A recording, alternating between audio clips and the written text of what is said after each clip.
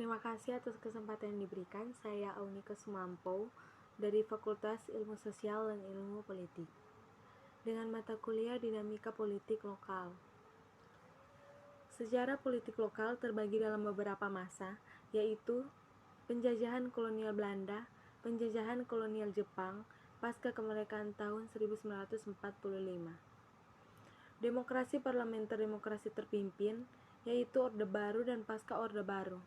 Ciri dan sistem pemerintah kolonial sebelum kemerdekaan adalah: yang pertama, pemerintahan tidak langsung; kedua, isolasi gerakan nasional; dan ketiga, berkembangnya elit pribumi berdasarkan garis keturunan kerajaan wakil pemerintah kolonial di luar Pulau Jawa; keempat, pemberlakuan antara double standard, hukum Eropa konservatif Eropa dan hukum adat bagi pribumi. Yang kelima yaitu pengendalian ketat daerah-daerah pedesaan dan daerah luar Jawa. Perbedaan pendekatan dalam ekonomi politik menempatkan besarnya peran antara pemerintah pusat di level nasional dengan pemerintah daerah di level lokal.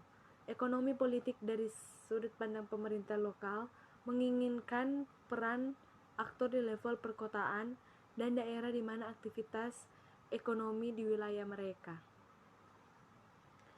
Kebijakan penetapan daerah pemilihan atau dapil kerap disebut sebagai distrik pemilihan seharusnya mempertimbangkan aspek sosial, ekonomi, budaya, aspirasi politik rakyat, sampai dengan latar belakang historis suatu daerah. Menurut Andrew Reynolds, pembagian dapil sebaiknya bekerja dengan memperhatikan 3 prinsip, yaitu: yang pertama, integritas. Wilayah-wilayah harus cukup solid sebagai sebuah wilayah pada saat kita membicarakan wilayah atau penyebaran pemilih. Dan kedua yaitu kohesif. Perhatian ditujukan kepada kelompok masyarakat atau ciri-ciri geografis. Dan yang ketiga yaitu berkesinambungan. Wilayah tersebut harus dalam suatu kesatuan yang saling berhubungan dan tidak terpisahkan.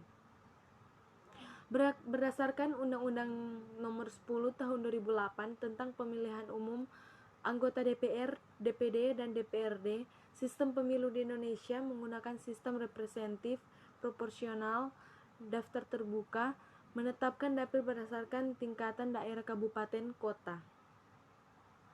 Semestinya penentuan dapil harus memperhatikan faktor-faktor karena mengurangi potensi terjadinya konflik horizontal akibat pertikaian antara kepentingan politik di daerah. Di Indonesia, ideologi neoliberal bertemu dengan gerakan reformasi pasca kejahatan Orde Baru, menghasilkan bentuk desentralisasi mirip tahun 1950-an. Bedanya yaitu titik berat desentralisasi kali ini berada di tingkat kabupaten atau kotanya, bukan di provinsi. Analisis game teori status daerah NAT dan Papua, yaitu secara hierarkis Provinsi Nanggro Aceh Darussalam dan Papua sama dengan daerah lain di Indonesia.